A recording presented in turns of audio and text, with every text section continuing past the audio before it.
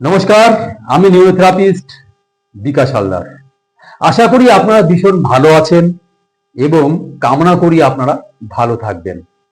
তো আজকে আমি এসেছি কোমর ব্যথা কি কি কারণে হয়। কোমর ব্যথা কমসে কম 8 থেকে 10টা কারণে কোমরে ব্যথা হতে পারে। অনেকগুলো কারণ থাকে, কিন্তু কি কি কারণ সে কারণ আমাদের জানা নেই। যদি আমাদের কারণগুলো জানা থাকে, আমাদের কোমর ব্যথা ঠিক করতে পুরোপুরি ইজি হবে এবং আপনারা ঘরে বসে ডিসাইড করতে পারবেন যে কি কি কারণে হয় বা আমার কি কারণে কোমর ব্যথা হচ্ছে। আপনি ডাক্তারের কাছে সিউরিটি ভাবে বলতে পারবেন এবং আপনি কনফার্ম হয়ে যাবেন যে আমার এই কারণে হচ্ছে। যেমন 1 নম্বর মানে প্রথম কারণ হচ্ছে sitting in a bent position, তার মানে ঝুঁকে বসা। যদি কোনো পেশেন্ট বা কোনো লোক সারা দিন সে ঝুঁকে বসে কাজ করে, তার এমন একটা কাজ তার ঝুঁকেই কাজ করতে হয় কিংবা বারবার ঝুঁকে জিনিসপত্র ওঠানামা করতে হয়, তার কোমরে ব্যথা হবে। যাতে আপনার এই কারণের যদি কাজ হয়, এই ধরনের কাজ হয়, তাহলে এই ধরনের কাজ আপনার কমাতে হবে, আর না হলে আপনার জীবনধারা পাল্টাতে হবে। আর যদি সেই কারণের জন্য হয়, এই কারণের জন্য হলে আপনি এমন জায়গায় যাবেন যেখানে গেলে ঠিক হবেন।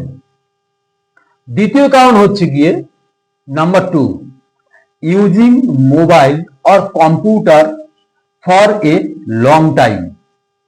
যে মানুষটা আজকাল এই অত্যাধুনিক যুগে অত্যাধুনিক জিনিসের কারণে আমাদের লাইফস্টাইল চেঞ্জ হয়ে গেছে, আমাদের রুটি রোজগার কাজ পরিবর্তন হয়েছে। কারোর কাজ ল্যাপটপে বসা, কারোর মোবাইলে, এবং যারা এমন ধরনের কাজ করেন যে সারাদিন তাদের বসে থাকতেই কাজ হয়, যেমন সিকিউরিটি গার্ড কিংবা কোনো সিটিং এর কাজ, সারাদিন তার বসেই কাজ করতে হয়। যারা সেলাই কাজ করেন, এমন ধরনের কাজ যে তারা সারাদিন বসেই থাকতে হয়, তাদের আমি সাজেশন করব যে তারা মাঝে মধ্যে উঠে একটু হাত পা নাড়িয়ে ফ্রি হ্যান্ড গুলো করে, কিংবা যখন দুপুরে লাঞ্চের টাইম থাকে সেই লাঞ্চ টাইমে আপনারা ফ্রি হ্যান্ড করে নেবেন 2-3 মিনিট 5 মিনিট। তো তাতে দেখবেন আপনার জীবনধারা অনেকটা ভালো হবে এবং অনেক প্রকারে আপনি ঠিক হয়ে যাবেন কিংবা আগের থেকে অনেকটা সচল হবেন। তো এই ধরনের কাজ হয় আপনার পরিবর্তন করতে হবে, না হলে আপনার কাজটা চেঞ্জ করতে হবে, না হলে যদি সেটা সম্ভব না হয় আপনার বারবার উঠে যতটা সম্ভব আপনার মাঝে মধ্যে উঠে উঠে আপনি একটু কোমরটা ঘুরিয়ে নেওয়া, ব্লাড সার্কুলেশনটা কমে যায়, যেহেতু স্থির হয়ে যায়। এবং সারাদিন বসে থাকার ফলে তাদের একরকম প্রবলেম হয়ে যায়। সেই প্রবলেম থেকে বাঁচার জন্য যা যা করণীয় আপনারা করবেন, না হলে নিচে কমেন্ট করবেন, আমি পরের ভিডিওতে আমি বলে দেব যে কি কি করতে হবে। তৃতীয় কারণ, লিফটিং হ্যাভি অফসেট ইনকারেক্টলি। তার মানে এখানে দেখাচ্ছে আপনার হেভি ওজন, মানে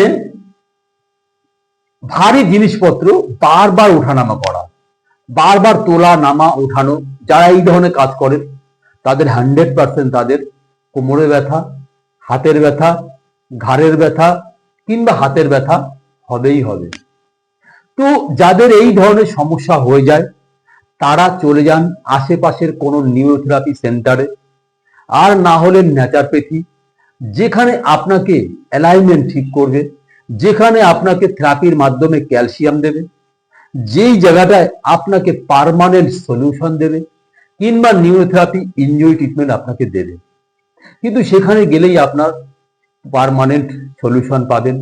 আমি সাজেশন করব এমন জায়গায় যান যেখানে গেলে আপনি ঠিক হবেন।